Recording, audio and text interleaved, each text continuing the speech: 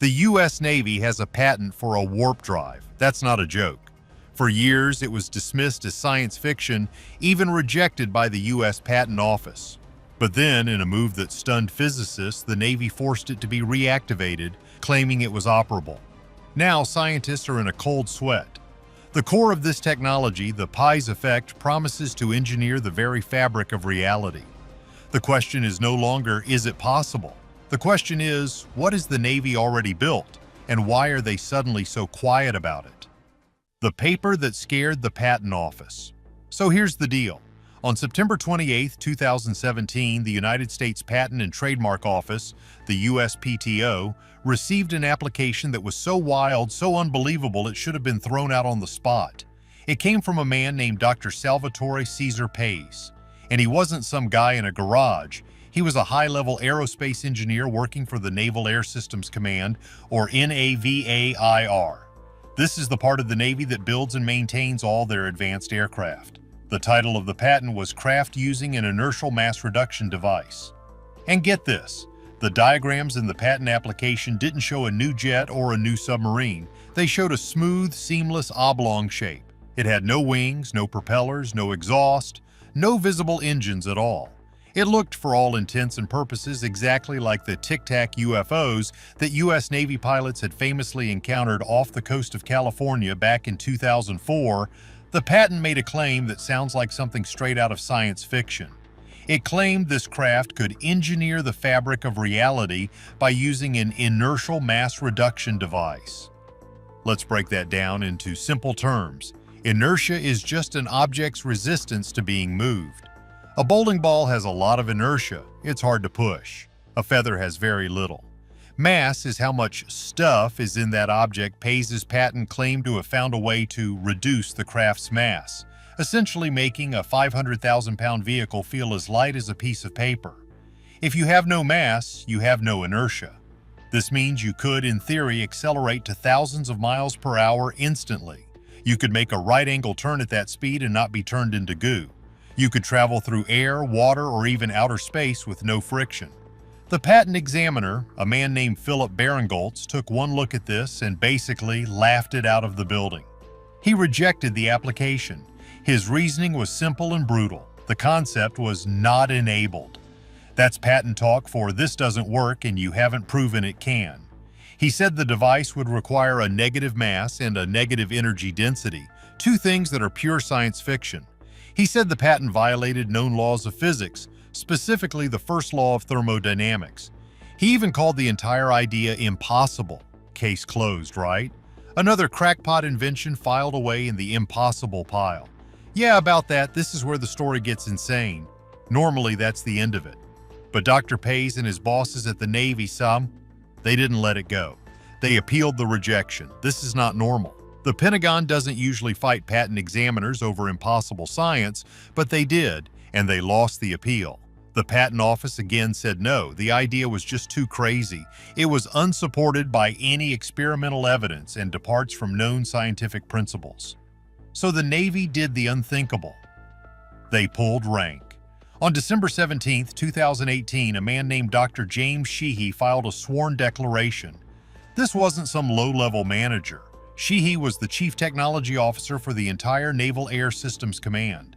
This is one of the most powerful and technically brilliant men in the entire U.S. military. He controls a research and development budget in the billions. His letter, which is now public, is one of the most shocking documents in modern military history. First, he personally vouched for Salvatore Pais, calling him a wonderful, creative inventor. Then he dropped the bombshell. He swore under penalty of perjury that the inertial mass reduction device was not only possible, it was operable. Let that sink in. The head of technology for the U.S. Naval Air Force told the government on the record that this UFO patent works. But then he delivered the line that changed everything. The reason the Patent Office had to approve this. He warned that the U.S. needed to patent this technology as a matter of national security. Why? Because he stated the Chinese are already developing similar technologies. The crazy part is, it worked. The patent examiner, who had called the idea impossible just a few months earlier, completely folded. He immediately withdrew all his objections. The patent was reactivated from rejection and immediately granted. The U.S. Navy officially owned a patent for a UFO-1. This is why scientists started to panic. Not because they suddenly believed in warp drives. They were panicking because the most powerful military on Earth, the one with its finger on the button, was either 1, being run by people who believe in complete pseudoscience, or 2, had actually built this thing and the Chinese were right behind them. Either way, the implications were terrifying. This one impossible patent was alarming enough, but what most people don't realize is it was just the key to a much larger and much stranger puzzle. The U.S. Navy's real-life sci-fi program. So who is this guy, Dr. Salvatore Pais? He's not a household name like Einstein or Oppenheimer. In fact, he's almost a ghost. He worked for years as an aerospace engineer for the Naval Air Warfare Center Aircraft Division, or NAWCAD, headquartered in Maryland.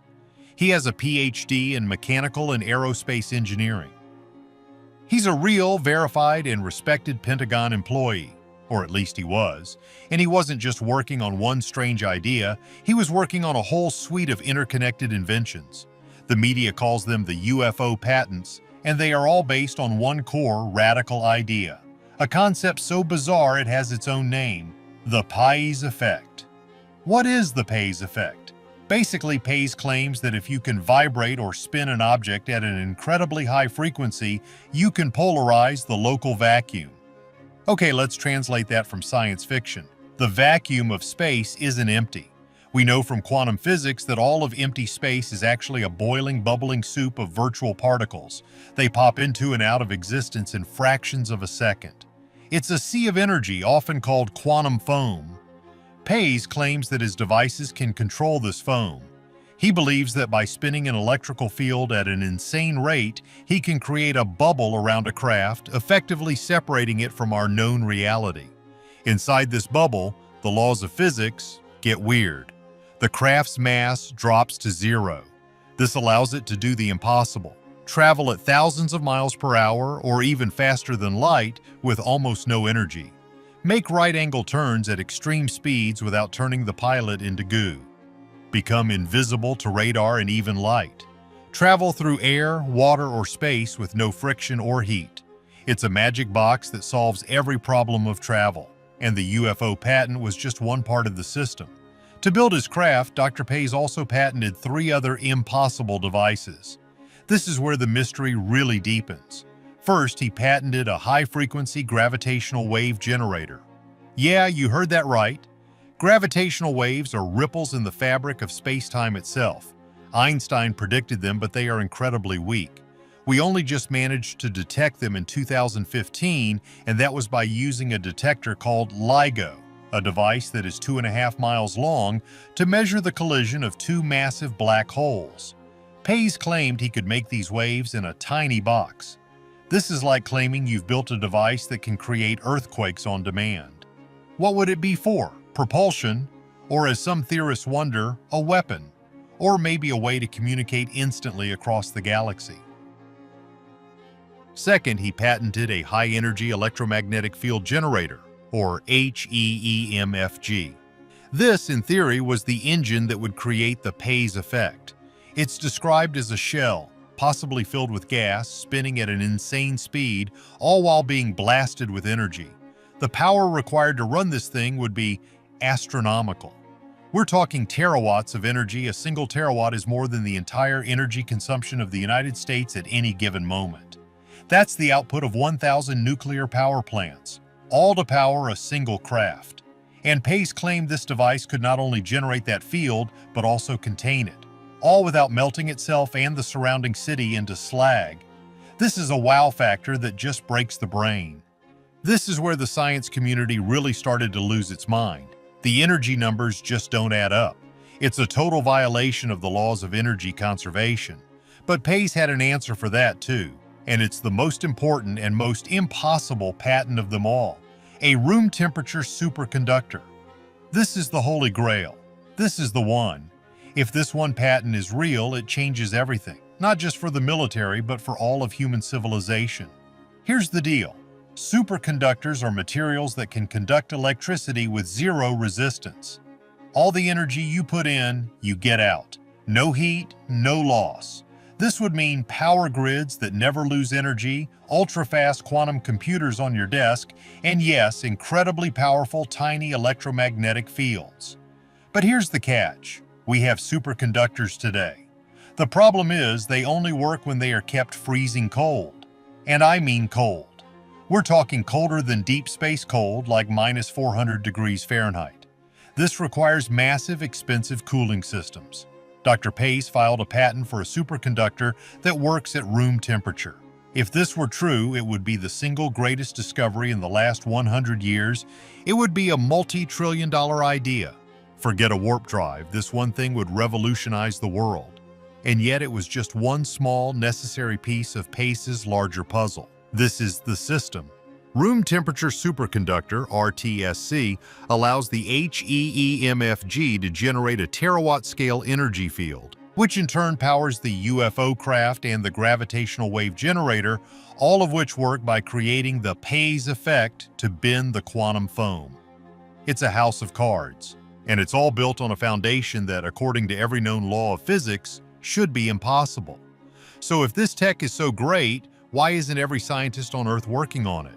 Well, that's because they did look at it, and what they found is terrifying. What if Pais was reverse engineering? When the scientific community got wind of these patents, the reaction was not excitement. It was a mix of confusion, ridicule, and, for a select few, a creeping sense of dread. Let's be clear. 99% of mainstream physicists and engineers who looked at the Pais patents called them, in no uncertain terms, pseudoscience. They said the patents use real, complex-sounding words, like quantum vacuum, polarization, and spin, but string them together in ways that are frankly gibberish. It's like a high school kid who swallowed a physics textbook and is just spitting out buzzwords. The biggest problem, as the original patent examiner noted, is energy. The first law of thermodynamics is simple. You can't get more energy out of a system than you put into it. You can't create energy from nothing. Pais's claims seem to shatter this law. His high-energy electromagnetic field generator would need to be powered by something. And the energy it claims to control, a terawatt or more, is staggering. That's the output of 1,000 nuclear power plants, all to power a single craft the size of a fighter jet. Where does that energy come from? How is it contained? Pais's answer is the room temperature superconductor. But that's a circular argument. The drive works if the superconductor works, and the superconductor is just another impossible claim. This is why scientists are panicking. Their panic comes in two flavors. First, there's the panic of national security. This is the one that keeps sensible people up at night. The U.S. military, the most powerful and well-funded organization on the planet, is spending taxpayer money, hundreds of thousands of dollars at least, on what appears to be a total fantasy. This isn't a small problem. A military that can't tell the difference between real science and science fiction is a military that is in deep trouble. What other projects are they funding? What other impossible weapons are they building? And who is advising them? The panic is that the Pentagon's leadership is being led down a rabbit hole by pseudoscience, wasting billions of dollars and years of research time. Meanwhile, its actual adversaries, like China and Russia, are making real gains in real fields, like hypersonics, AI, and quantum computing. But then, there's the other panic. It's a much quieter, much more terrifying thought. It's the what if. What if Pais isn't wrong? What if he's not a crackpot, but a genius? And the entire scientific community is the one that's wrong? What if the Pais effect is real? What if the Navy has found a way to tap the quantum foam? If that's true, it means everything we think we know about physics, energy, and the universe is wrong. It would be a paradigm shift so large it would make Einstein's theory of relativity look like a small update. It would mean that a new era of physics is beginning, and it's starting inside a classified military lab. This is the kind of thought that truly panics a scientist. Because if Pais is right, then they are all wrong. The science seemed impossible. The concept of a warp bubble isn't entirely new.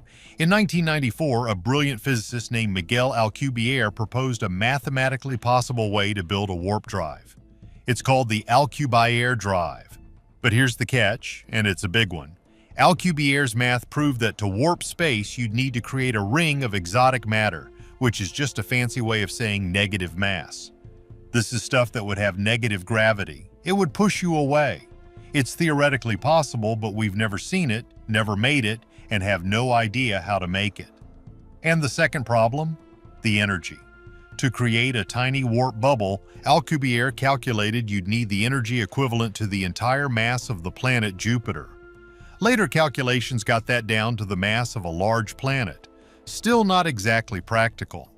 The Alcubierre drive is a fun thought experiment, a mathematical curiosity. It's not an engineering blueprint. But what most people don't realize is Pais's patent is more insane. He claims he doesn't need negative mass. He claims his Pais Effect can generate the same warp bubble just by spinning an electric field.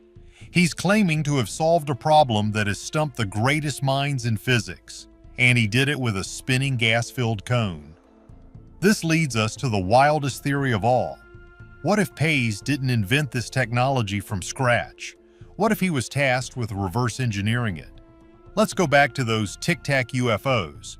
The 2004 Nimitz incident. Commander David Fravor and his pilots, including pilots from Nevers, Pais's own department, encountered a 40-foot-long white oblong object. It had no wings, no propulsion. It moved erratically, dropping from 80,000 feet to just above the water in seconds. When Fravor approached, it accelerated instantaneously and vanished. The description of its movement is a perfect match for a craft with inertial mass reduction. So here's the theory. The Navy knows these things are real. They've been seeing them for decades. Pais wasn't inventing a new drive. He was analyzing a technology they had already seen. His job was to figure out, how does this thing we have actually work? The patents are his best guess. This would explain everything.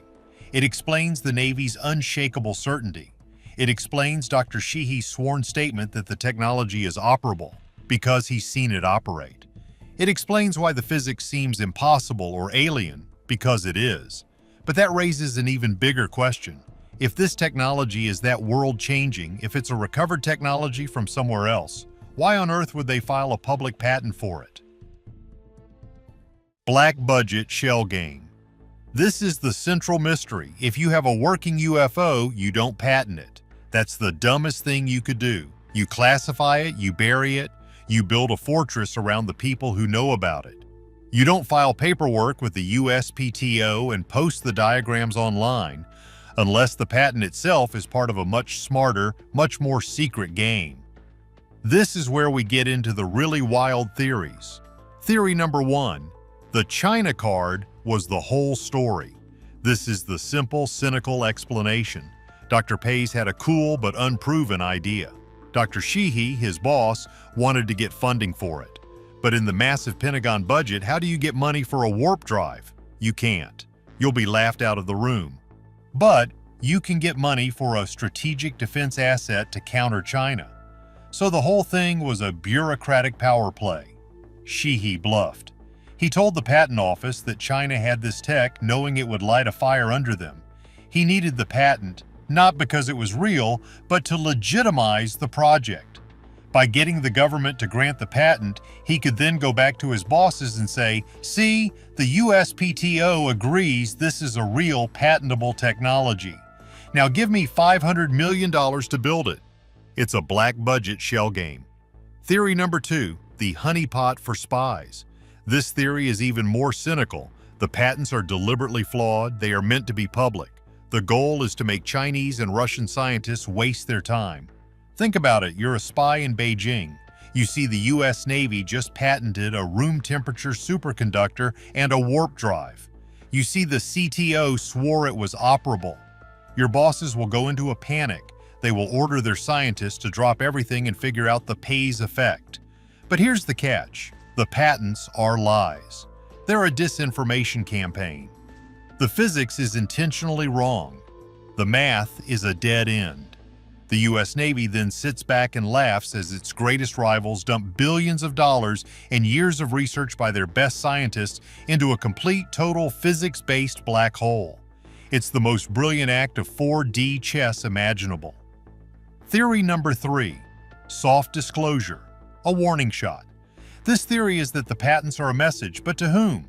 Maybe the China threat wasn't a bluff, maybe it was a warning. A public message from the US Navy to Beijing saying, we know what you're working on and we're working on it too, so back off. It's a way of signaling to your adversary without revealing any actual classified data. Or as many in the mystery community believe, it's a soft disclosure to the public, a way of seeding the conversation. The government knows it's going to have to tell us the truth about UFOs, UAPs soon. The topic is just too big. Too many pilots are talking, but they can't just come out and say aliens are real and they fly here using anti-gravity. The public would panic. So they acclimate us, they drip feed the information. First, they release the Tic Tac videos. Then a few years later, they accidentally let these patents go public. Patents that just happen to describe the exact physics of the Tic Tacs. It's a psychological operation. They're preparing us. Theory number 4, hiding the real secret. This one is my favorite. What if part of the patent is real and the rest is fake? Go back to the room temperature superconductor. That's the real prize that one piece of tech would change the world and ensure US dominance for a century. So how do you patent it without the entire world trying to steal it? You bury it. You hide it inside a crazy patent for a UFO warp drive. You make the wrapper so insane, so pseudoscience, that no serious scientist will ever look at it. You let the conspiracy theorists chase the warp drive, while your real engineers are quietly building a new energy grid with the superconductor. The Pais Effect is just the valuable fluff to hide the real crown jewel. Theory number 5, the black budget shell game. We know from public records that the Navy spent at least $500,000 on experiments to test the Pais Effect. The project was codenamed Project Nyman, and it ran for 3 years, ending in 2019. The official report? The Navy concluded that no, they could not prove the Pais Effect was real. The experiments were a failure. The project was terminated. But what if that terminated project was just show money? The real project is buried deep in a Special Access Program, or SAPA Black Project. The public patent and the small, publicly known $500,000 project are a cover. They terminated the public project while the real one, with billions of dollars, is still running, safe and secret. This all seemed to be the most likely answer, until the final twist. The one that no one saw coming. What are we missing? So here's the deal. We've laid out the whole crazy story. An impossible set of patents, a mysterious inventor, a patent office rejection, a high-stakes appeal based on a threat from China, and finally an official, terminated research project that cost $500,000 and produced no positive results. This seems like the end of the story.